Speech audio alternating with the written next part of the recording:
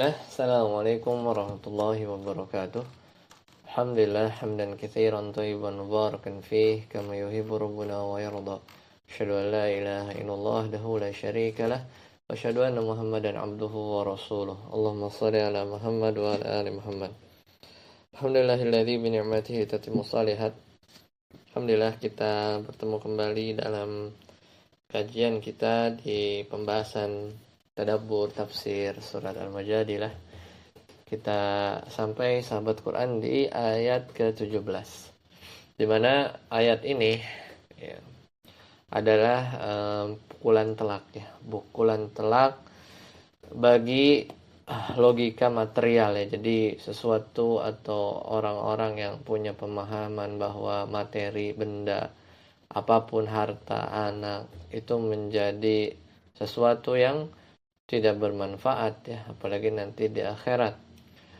Ya, setelah di ayat 14 di mana alam tara ilal ladzina tawallaw qauman ghadiballah dan seterusnya sampai 16 Allah membongkar makar pengkhianatan orang-orang munafik dan juga orang mereka menjadikan sumpah palsu ya sebagai perisai. Maka di ayat ke-17 ini Allah Subhanahu wa taala ingin meruntuhkan rasa percaya diri mereka yang paling mendasar, yaitu mereka sangat bangga ya harta dan anak yang mereka miliki. Allah Ta'ala berfirman, A'udzu billahi minasyaitonir rajim. La tughni 'anhum amwaluhum wala auladuhum minallahi syai'a ulaika ashabun nari hum fiha khalidun.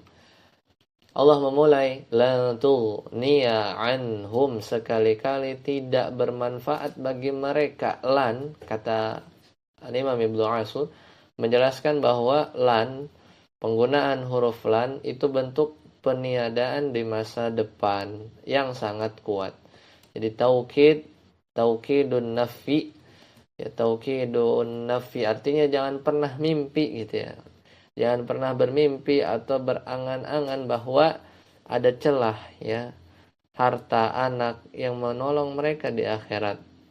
Tughniya itu berasal dari kata ghani, itu kaya atau cukup. Maksudnya harta dan anak mereka tidak akan bisa mencukupi kebutuhan mereka akan perlindungan dan nggak bisa juga jadi tebusan fida ya, dan tidak bisa membela mereka dari murka Allahu Jalla Jalaluhu. Kemudian amwaluhum wala auladuhum, yaitu dua hal yang dibanggakan oleh mereka kaum munafik, yaitu harta-harta mereka, yaitu anak-anak mereka yang mereka banggakan. Konteks sejarahnya waktu itu di Madinah, kata Imam Ibnu Ashur, seperti orang-orang munafik Abdullah bin Ubay bin Salul adalah orang-orang kaya dan mereka tuh tokoh masyarakat. Mereka merasa sombong karena punya kekayaan yang melimpah ya dan kabilah yang besar. Mereka merasa dengan massa yang banyak mereka kira bisa mengintimidasi Nabi SAW. Jadi masih ada logika jahiliyah yang tersisa, yaitu Muqatil bin Sulaiman pernah menceritakan dalam tafsir Al-Ma'sur, ada seorang munafik yang dia mengejek Nabi dan mereka mengira bahwa Nabi Muhammad SAW itu akan kalah. Demi Allah ya, demi Allah jika kiamat itu ada ya, jadi waktu itu dia mengejek Nabi. Dia bilang begini, Muhammad mengira kita akan kalah di akhirat. Wallahi demi Allah, jika kiamat itu ada, kami akan menang ya dengan harta dan anak-anak kami. Jadi ejekan mereka tuh seperti itu. Dan ini adalah dibentuk dari logika jahiliyah. Minallahi syai'a ya. Jadi la tughni anhum amwaluhum wala auladuhum minallahi syai'a. Maksudnya adalah kata Al-Imam At-Tabari, minallah berarti azabun minallah, yaitu azab dari Allah. Jadi nggak bisa menolong. Dan kata syai'a sedikit pun menunjukkan bahwa bahkan seujung kuku pun nggak bisa bermanfaat atau menolong. Harta dan anak tidak punya nilai tawar ya nanti di hadapan keadilan Allah, karena harta dan anak adalah milik Allah juga.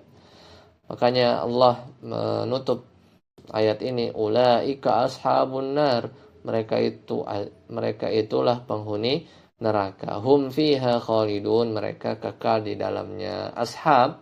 Sahabat itu berarti kan sesuatu yang senantiasa menyertai, dan mereka disebut ashabun nar karena neraka telah menjadi teman setia buat ia.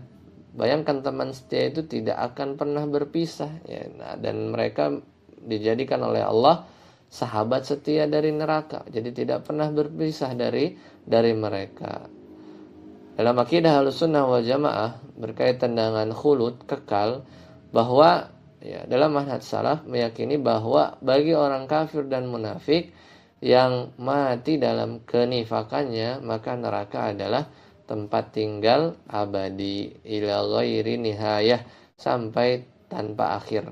Sebagaimana di surat Al-Ahzab ayat 65, khalidina fiha abada la yajiduna waliyya wala nasira, mereka kekal di dalam selama-lamanya, mereka tidak mendapati perlindungan dan juga tidak ada penolong.